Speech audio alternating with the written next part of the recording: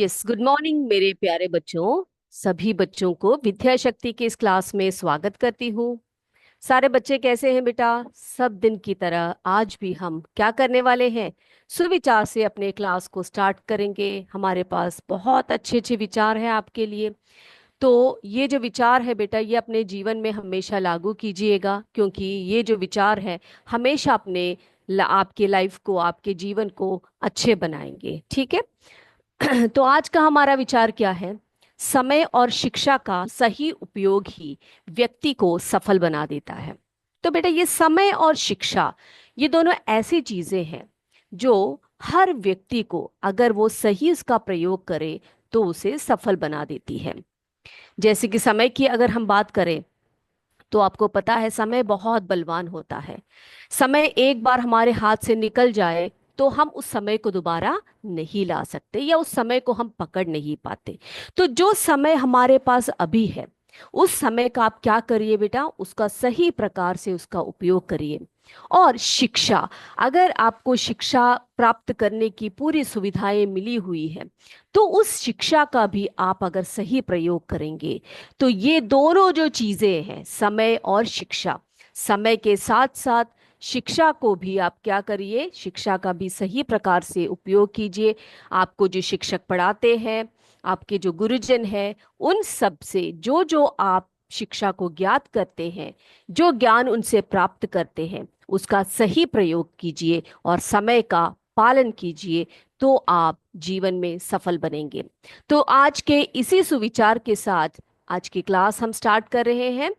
आज हम नया चैप्टर शुरू कर रहे हैं, जिसका नाम है ऊष्मा या हीट। ठीक है, ऊष्मा। तो बेटा, ये ऊष्मा क्या होती है? तो मुझे ये बताइए बेटा, सबसे पहले तो मुझे ये बताइए कि आपने ऊर्जा तो सुना होगा, है ना? ऊर्जा जो टर्म है, या जिसे हम एनर्जी कहते हैं, ये तो टर्म आप सभी ने सुना ही है। हम बहुत बार पढ़ चुके हैं कि ऊर्जा या एनर्जी क्या होती है। जी हाँ, कार्य करने की शक्ति या कार्य करने की जो क्षमता होती है, उसी को हम एनर्जी कहते हैं। The ability to do work, है ना? कोई भी कार्य करने की क्षमता को ही हम एनर्जी कहते हैं। तो बेटा, एनर्जी जो है कई फॉर्म में होती है। जो हमारी धरती है, धरती में बहुत प्रकार की ऊर्जाएं हैं। जैसे कि आपने सुना होगा सौर ऊर्जा। सुना है सबने? सौर ऊर्जा। सौर ऊर्जा क्या है बच्चे? जिसे हम सोलर एनर्जी कहते हैं। जो सूर्य से प्राप्त जो प्रकाश और उसकी जो गर्मी होती है, उसी को हम सौर ऊर्जा कहते हैं। उसकी शक्ति को ही हम उसकी एनर्जी कहते हैं, है ना? सौर ऊर्जा। फिर आपने सुना होगा पवन ऊर्जा के बारे में, जिसे हम विंड एनर्जी कहते हैं, है ना? पवन ऊर्जा के बारे में सुना होगा आपने। ओके।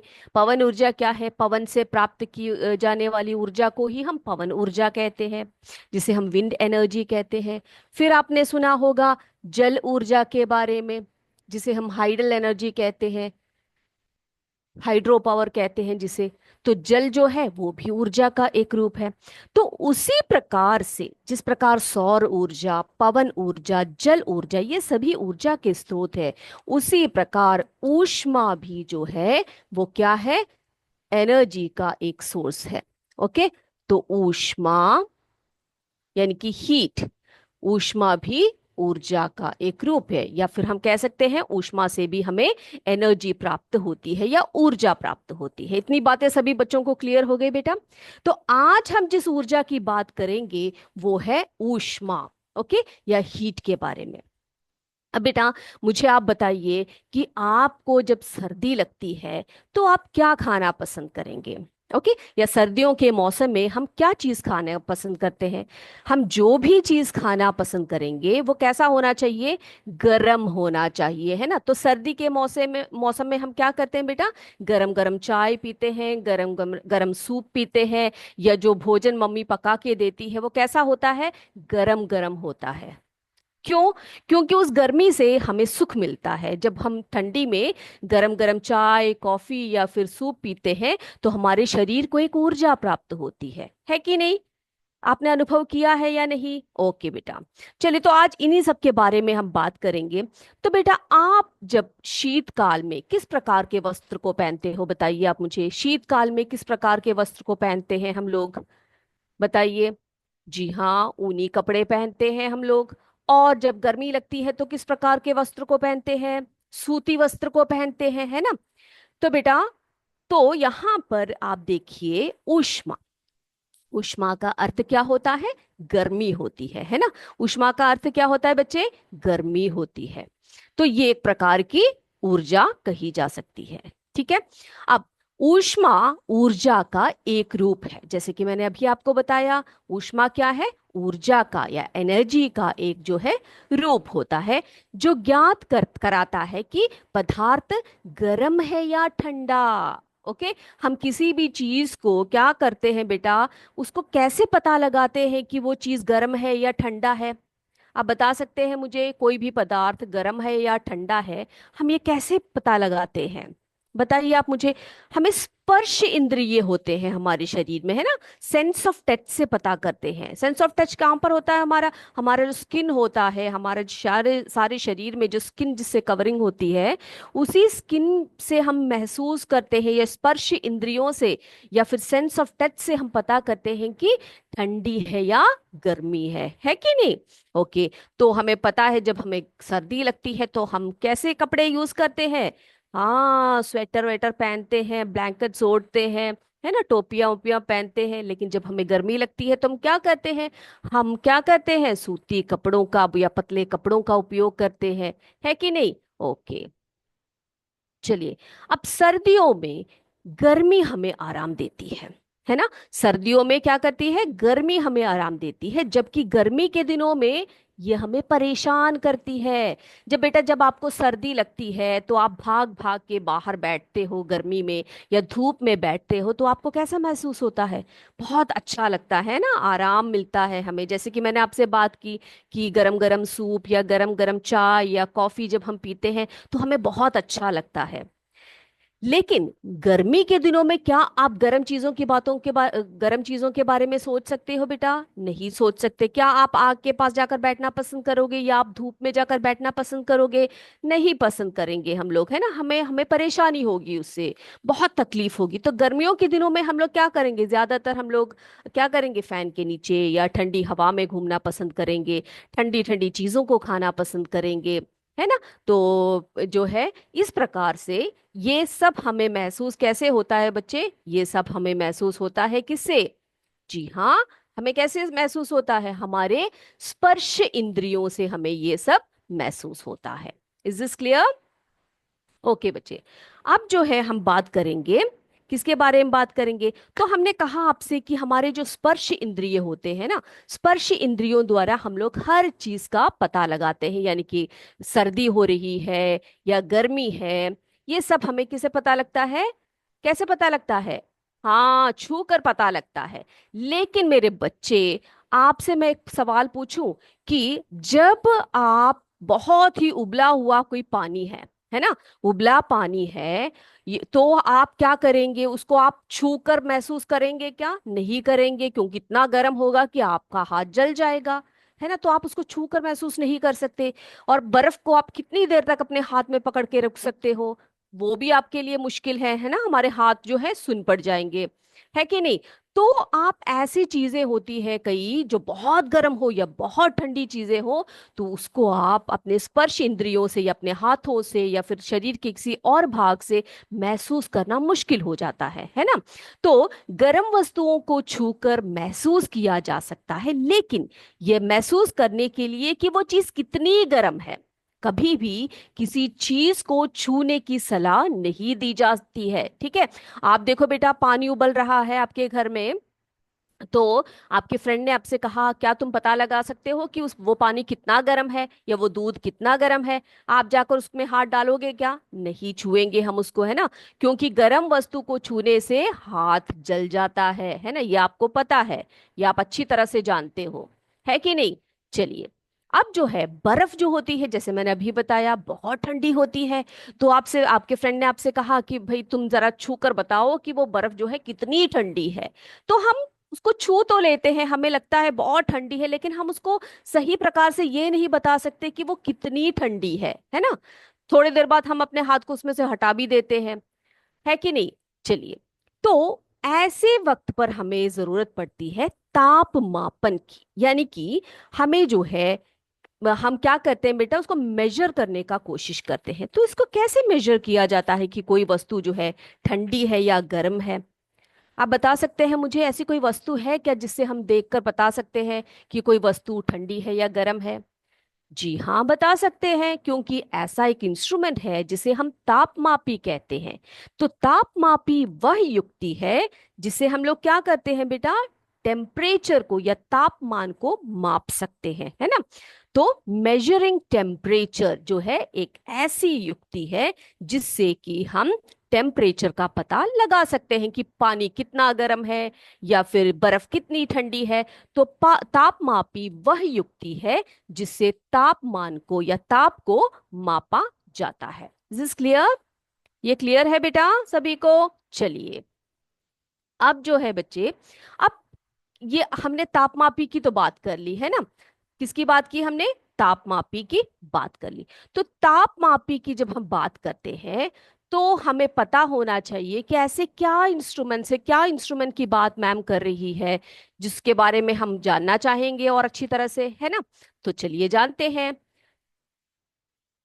चलिए बेटा, तो ये देखिए, ऐसा एक उपकरण आपने कहीं देखा है बच्चे?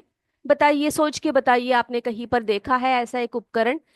देखा है तो आप बता सकते हैं। जी हाँ, इसको हम तापमापी कहते हैं या थर्मोमीटर कहते हैं। क्या कहते हैं?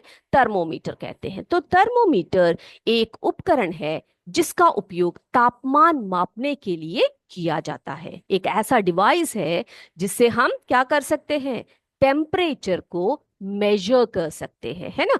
जैसे कि बेटा आप लेंथ को मेजर करते हो, कैसे करते हो? सेंटीमीटर्स, है ना, मिलीमीटर्स, किलोमीटर्स, ऐसे हम लोग क्या कर सकते हैं बेटा, हम जो है एक चीज की लेंथ को मेजर करते हैं, है ना।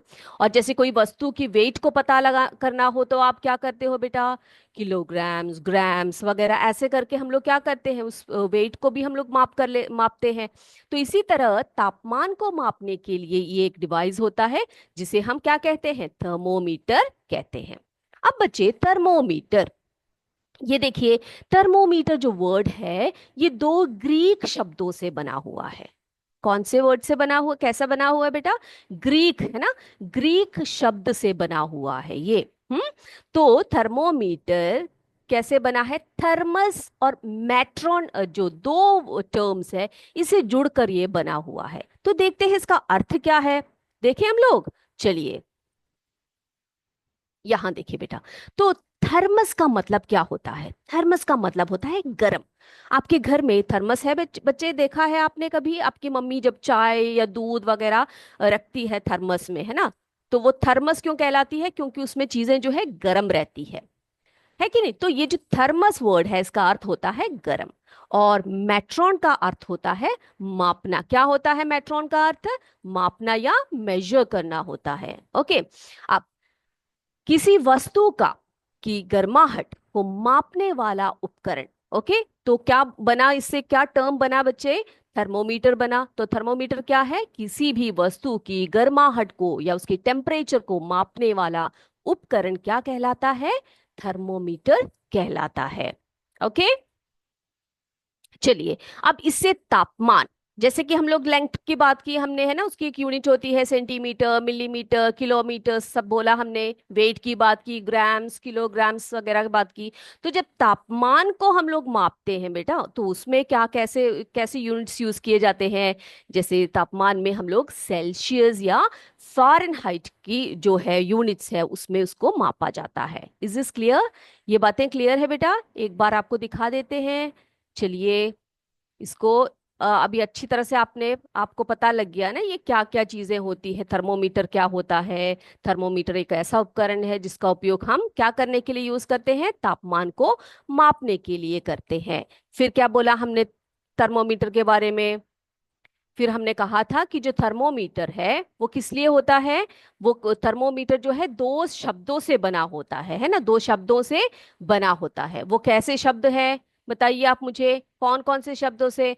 थर्मोस और मीटर से बना होता है। यानी कि ताप को मापना, गर्म चीजों को तापने वाला जो इंस्ट्रूमेंट होता है उसी को हम क्या कहते हैं बच्चे? उसी को हम ताप का मापन या मेजरिंग टेम्परेचर, ठीक है, ताप का मापन, किससे करते हैं, कौन से डिवाइस से करते हैं हम लोग? थर्मोमीटर से करते हैं। ओके, थर्मोमीटर से हम लोग उसका मापन करते हैं। जो कैसे, उसके यूनिट्स कैसे आते हैं? डिग्री सेल्सियस या फ़ारेनहीट। ठीक है। Okay, is this clear? चलिए बच्चे, अब हम थर्मोमीटर के बारे में थोड़ी सी और जानकारी प्राप्त कर लेते हैं। चलिए, अब जब हमने थर्मोमीटर की बात की तो थर्मोमीटर जो है ना, थर्मोमीटर जो है बहुत जो है उसका आविष्कार की बात करते हैं कि थर्मोमीटर का आविष्कार किसने किया। कोई भी चीज हो उसका आविष्कार तो किसी न किसी ने किया होगा, है ना। उसको किसी ने इन्वेंट किया होगा, है ना। तो हम देखते हैं थर्मोमीटर का आविष्कार जो है किसने किया। तो प्रारंभ में कैसे किया जाता था? बहुत काल पहले कैसे थर्मोमीटर का, सॉरी, कैसे तापमान का पता लगाया जाता था बच्चे? क्या करते थे? जी हाँ, प्रारंभ में तापमान दिखाने के लिए हवा का उपयोग किया जाने लगा। बाद में तापमान दिखाने के लिए पानी और ब्रांडी आदि का उपयोग किए जाते थे। ठीक है, कि इस तरह से इतना टेम्परेचर है करके ऐसे बोल देते थे। अब देखो बच्चे, यहाँ पर आपको एक साइंटिस्ट दिखाई दे रहे हैं। ठीक है, एक चित्र दिखाई पड़ रहा है। तो ये कौन है? ये है डैनियल गैब्रियल फ़ारेनहाइट। ओके, क्या नाम है इनका? Daniel Gabriel Fahrenheit. तो इन्होंने 1714 में, सोचो जरा कितने वर्ष पुरा पहले, है ना। तो 1740 में पहले, सबसे पहला पारा आधारित यानी कि मरकुरी पर जो है आधारित बेस्ड थर्मोमीटर का आविष्कार किया इन्होंने। ओके, जिससे उन्होंने तापमान मापने के लिए पारा का उपयोग किया। ये पारा क्या है बेटा? मरकुरी है। ठीक है, तो इन्होंने क्या किया? तापमान को मापने के लिए मरकुरी का प्रयोग इन्होंने किया। ठीक है, तो ये कौन है? Daniel Gabriel Fahrenheit. ओके, तो इन्होंने 1714 में पारा आधारित थर्मोमीटर का आविष्कार किया था। तो इस बात को आप याद रखेंगे। ओके, चलिए, डैनियल गैब्रियल फ़ारेनहाइट एक डच वैज्ञानिक थे। तो ये कौन थे? एक डच साइंटिस्ट थे। उनके नाम के सम्मान में, ओके, उनको आदर देने के लिए तापमान की इकाई यानी कि जो हम लोग यूनिट्स बोलते हैं, अभी आपको बताया है ना, सेल्सियस में हम लोग करते हैं, फ़ारेनहाइट में करते हैं। जो इसमें फ़ारेनहाइट जो यूनिट है, उस इकाई को उनके नाम पर, उनका नाम देखिए डैनियल गैब्रियल फ़ारेनहाइट है, तो उनको सम्मान देने के लिए तापमान के इकाई को फ़ारेनहाइट नाम दिया गया। ओके, तो आपको पता लग गया वो कैसे डराइव हुआ, कौन से टर्म से हुआ करके पता लग गया ना। चलिए, उसके बाद एंडर्स सेल्सियस जो स्वीडिश खगोल शास्त्री थे, ओके, उन्होंने क्या किया? 1742 में तापमान मापने के लिए, तो ये भी जो है एक खगोल शास्त्री थे। ठीक है, तो ये ज्योग्राफी वगैरह पर क्या करते थे? रिसर्च किया करते थे। तो यानी कि भूमि के जितने भी कार्य क्रियाकलाप होते हैं उन पर ये रिसर्च कर रहे थे। तो इन्होंने 1742 में तापमान मापने के लिए एक पैमाना सेंटीग्रेड का सुझाव दिया। ओके, तो तापमान मापने के लिए इन्होंने एक पैमाने का, एक यूनिट का इन्होंने सुझाव दिया, वो है सेंटीग्रेड। ओके, क्या है? सेंटीग्रेड का सुझाव दिया। तो बाद में उनके सम्मान में क्या किया? तापमान मापने के पैमाने का नाम सेल्सियस रखा उनके नाम पर। उसको क्या किया गया बेटा? उसको सेल्सियस नाम पर उनको रखा गया यूनिट को। तो आपने देखा किस तरह से डैनियल गैब्रियल गैब्रियल फ़ारेनहाइट, उन्होंने जो है पारा पर आधारित थर्मोमीटर का आविष्कार किया। उनके नाम पर, उनको सम्मान देने के लिए तापमान की इकाई को फ़ारेनहाइट का नाम दिया गया। और एंडर्स सेल्सियस, उन्होंने क्या दिया? एक पैमाने को का सुझाव दिया तापमान मापने के लिए, एक पैमाना सेंटीग्रेड का सुझाव दिया। ओके, तो उनके नाम के बाद यानी कि उनके बाद जो है उनको सम्मान देने के लिए सेल्सियस जो है उस पैमाने का, तापमान मापने के पैमाने का नाम जो है उसको रखा गया। Is this clear? है ना इंटरेस्टिंग बच्चे? सभी को मजा आया? ओके बच्चे, उसके बाद हम देखेंगे जो है जो थर्मोमीटर्स होते हैं ना बच्चे, थर्मोमीटर जो है ना वो कई प्रकार के होते हैं।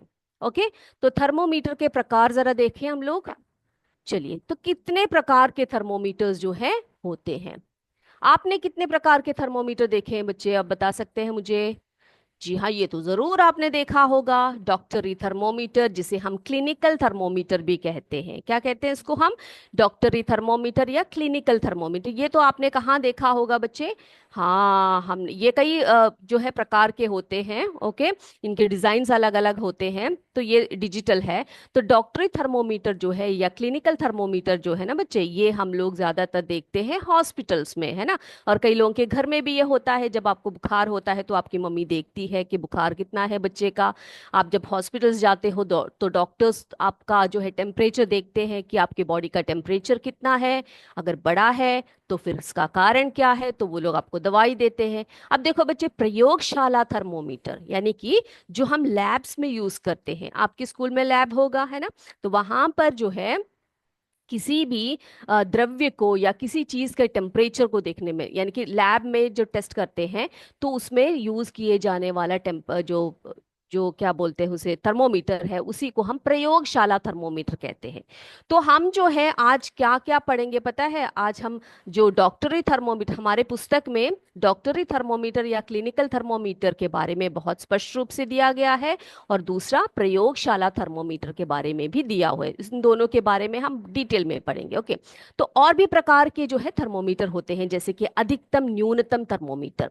जैसे कि आपको पता है, जब हम लोग वेदर फॉरकास्टिंग सुनते हैं न्यूज में सब, है ना, तो बोलते हैं ना कि आज का अधिकतम तापमान इतना है, न्यूनतम तापमान इतना है, मैक्सिमम टेम्परेचर, मिनिमम टेम्परेचर करके सुना है आपने। तो वो किससे मापा जाता है बेटा? इस प्रकार के अधिकतम न्यूनतम थर्मोमीटर से उसको मापा जाता है। और इंफ्रारेड डिजिटल थर्मोमीटर, तो ये है इंफ्रारेड डिजिटल थर्मोमीटर। आपने इस थर्मोमीटर को भी देखा होगा। ये थर्मोमीटर भी जो है शरीर के ताप को या फिर किसी तापमान को देखने के लिए इसका उपयोग जो है किया जाता है। ओके।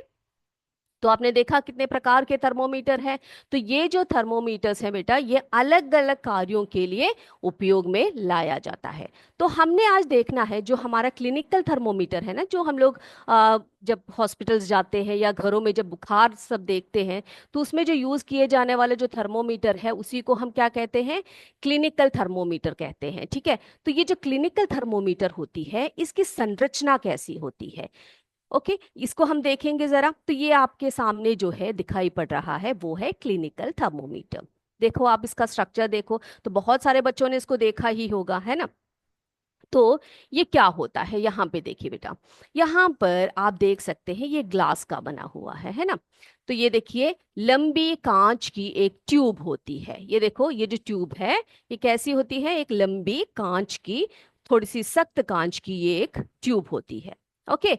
अब देखो, यहाँ पर रीडिंग्स दिए हुए हैं, आप देख सकते हो, ऐसे नंबर्स दिए हैं, यूनिट्स दिए गए हैं यहाँ पर, है ना। तो ये जो यूनिट्स है, इसे हम क्या कहते हैं बच्चे? इसको हम स्केल कहते हैं। जैसे कि आपके स्केल में यूनिट्स दिए होते हैं, उसी प्रकार इसमें भी जो है, इसमें भी इस प्रकार से यूनिट्स दिए होते हैं। इसको क्या कहते हैं हम लोग? इसको हम स्केल कहते हैं। क्या कहते हैं इसको? हम स्केल कहते हैं, ताकि आपको जब डॉक्टर्स देखते हैं तो आपका तापमान कितना है, ये उसी से वो लोग क्या करते हैं? मेजर करते हैं, देखते हैं उस चीज को। ठीक है, कि कहाँ तक वो जो पारा है, मर्कुरी है, वो चढ़ा हुआ है। ये सब इस तरह से देखकर वो पता लगाते हैं कि आपकी बॉडी का टेम्परेचर जो है वो कितना है। ओके। चलिए, अब जो है यहाँ पे देखिए आप लोग, यहाँ पर एक स्ट्रक्चर दिखाई पड़ रहा है। ये क्या है? इसको हम पारा भरा बल्ब कहते हैं। क्या कहते हैं बेटा? इसको हम पारा भरा हुआ बल्ब कहते हैं, मरकुरी बल्ब कहते हैं। इसके अंदर जो है क्या होती है? मरकुरी होती है। क्या होती है? मरकुरी, या जिसे हम पारा कहते हैं। ठीक है। तो ये पारा जो है, यही क्या करती है? यही हमें जो है इंडिकेट कराती है कि आपके बॉडी का टेम्परेचर जो है कितना होता है। ठीक है। चलिए, अब इसके अंदर आप देख सकते हैं, यहां देखिए, पतली केशिका ट्यूब होती है। इसके अंदर की तरफ देखो बेटा, ये जो ग्लास ट्यूब है, इसके अंदर की तरफ आप देख सकते हैं क्या है? एक केशिका ट्यूब है, जिसे हम कैपिलरी ट्यूब कहते हैं। यहां पर देखिए, ये देखिए, इसे हम क्या कहते हैं? इसे हम केशिका ट्यूब कहते हैं। ठीक है। तो ये क्या होती है? ये वो ट्यूब है, जब आप का टेम्परेचर देखा जाता है तो मर्कुरी क्या करती है? मर्कुरी इस तरह से चढ़ती है इसके अंदर से, इस कैपिलरी ट्यूब से, और क्या करती है? किसी भी रीडिंग में आकर ये रुक जाती है। ओके। तो जहां पर वो रुकती है वहां पर आप मार्क करते हैं कि बॉडी का टेम्परेचर कितना है। जैसे कि 36 पर ये रुका, या फिर 39 पे रुका, या 35 पे रुका, तो आपको पता लग जाएगा कि जो है उस बॉडी का, जिस बॉडी को आप देख रहे हैं, जिस जो जो डॉक्टर आपकी बॉडी में चेक कर रहे हैं आपका टेम्परेचर कितना है, उनको पता लग जाता है कि उनकी बॉडी का टेम्परेचर जो है कितना होता है। इज दिस क्लियर बेटा? तो आपको ये जो है ये आपको पता होना चाहिए कि जो एक टेम्परेचर सॉरी एक थर्मोमीटर होता है उसके कौन कौन से पार्ट्स होते हैं। ठीक है, चलिए, तो ये बात भी आपको क्लियर हो गई है। अब हम बात करते हैं जो थर्मोमीटर्स होते हैं, जो थर्मोमीटर होते हैं उसको उपयोग करने के का जो है तरीका क्या होता है। अब घरों में भी जो यूज करते हो, घर में भी जब हम लोग यूज करते हैं या हॉस्पिटल्स में यूज करते हैं, तो उनको उपयोग करने का बहुत, उसमें उपयोग करने में बहुत सावधानी बरतनी होती है। तो क्या क्या सावधानी बरतनी चाहिए उसमें? सबसे पहले थर्मोमीटर का उपयोग, उसको उपयोग करने से पहले, उसको उपयोग के पश्चात भी क्या करना चाहिए? उसको साफ करना चाहिए, उसको धोना चाहिए। धोने के लिए किसका उपयोग करना चाहिए? ऐसे पानी से नहीं धोएंगे आप उसको, क्या करेंगे? क्या करेंगे? यस, उसको एंटीसेप्टिक लोशन से धोएंगे, या एंटीसेप्टिक घोल से जो है उसका अच्छी तरह से आप उसको पोंछ देंगे। ठीक है, रुई का इस्तेमाल करके उसको अच्छी तरह से क्लीन करेंगे, उसको स्टरलाइज करेंगे, ताकि क्या ना हो उसमें, उसमें जो है कीटाणुएं जो है ना आए। ओके। अब जब भी थर्मोमीटर का जब हम प्रयोग करते हैं, ये हमें सुनिश्चित करना चाहिए कि उसके उपयोग से पहले पारे का जो तल होता है, जिसके अंदर मरकरी होती है ना बेटा, उसको जो है क्या, कितने पर होना चाहिए बेटा? वो 35 डिग्री सेल्सियस के नीचे होना चाहिए। यहाँ पर होना चाहिए। ठीक है, 35 डिग्री सेल्सियस के नीचे की तरफ होना चाहिए। अब बेटा यहाँ पर आपको एक डाउट आ सकता है कि मैम यहाँ पर तो दो रीडिंग्स दिए गए हैं, है ना? ये दो रीडिंग्स क्या है बेटा? ये जो रीडिंग है ये ऊपर की तरफ, यहाँ पर देखो, यहाँ पर लिखा हुआ है डिग्री सेल्सियस, है ना? तो ये तापमान जो है डिग्री सेल्सियस में यहाँ पर माप सकते हैं। यहाँ पर फ़ारेनहाइट है। ठीक है, 96 98 से 108 तक, तो ये फ़ारेनहाइट स्केल है और ये जो है सेल्सियस स्केल है। Is this clear? ओके। तो हमें क्या सुनिश्चित करना चाहिए कि जो वो 35 डिग्री सेल्सियस से नीचे की तरफ होना चाहिए। ओके। फिर क्या ध्यान देना चाहिए? जब भी आप थर्मोमीटर की रीडिंग को देखते हैं या पढ़ते समय क्या करना चाहिए? पारे का जो तल है उसको कैसे पकड़ना चाहिए आपको? दृष्टि रेखा की सीध में होना चाहिए। आप ऐसे नीचे की तरफ को देखकर नहीं देखेंगे, बहुत ऊपर की तरफ उसको होल्ड करके नहीं देखेंगे। क्या करेंगे? देखो ये कैसे देख रहे हैं, उनकी जो दृष्टि है, उनकी जो आंखें हैं, उसकी रेखा के सीध में होनी चाहिए ये। ओके, तभी उसकी रीडिंग जो है करेक्ट होती है। अब थर्मोमीटर को जब आप यूज करते हैं उसके बाद आप उसको कैसे रखना चाहिए? उसको उपयोग बहुत ही सावधानी पूर्वक रखना चाहिए। किसी कठोर वस्तु से टकराने पर क्या होगा बेटा? वो टूट सकता है, या उसकी रीडिंग में कुछ जो है बदलाव आ सकते हैं। ठीक है, तो उसको क्या करना चाहिए? यूज करने के बाद उसको सावधानी से आप एक अच्छे जगह पर, सेफ जगह पर उसको रखना चाहिए। और थर्मोमीटर का उपयोग करते समय क्या नहीं करना चाहिए? जो इसका जो बल्ब है ना, जैसे मैंने आपको बताया, ये जो मर्कुरी बल्ब है यहाँ पर, इसको नहीं पकड़ना चाहिए बेटा। ठीक है, यहाँ पर आप नहीं होल्ड करेंगे। कहाँ पर पकड़ेंगे आप? यहाँ पर कहीं पर भी इसको होल्ड कर सकते हैं, लेकिन यहाँ पर इसको होल्ड करने से आपकी रीडिंग जो है वो करेक्ट नहीं आएगी, उसमें गलतियां आएंगी, और उसका जो अंदर का जो मर्कुरी है उस वो सही प्रकार से रीडिंग्स नहीं दिखाएंगे। इज इज क्लियर बेटा? तो आपको पता लगेगा कि थर्मोमीटर्स जो है वो कितने प्रकार के होते हैं, कैसे कैसे थर्मोमीटर का उपयोग किया जाता है, उसको यूज करते समय किन किन सावधानियों का हमें ध्यान रखना चाहिए। ये सब बातें सभी बच्चों को क्लियर हो गया है ना? तो ये सभी पॉइंट्स जो है आप अपने नोटबुक में लिख कर रखेंगे। ठीक है, थर्मोमीटर कितने प्रकार के हैं, क्लिनिकल थर्मोमीटर का क्या उपयोग है, वो तो हम अगले क्लास में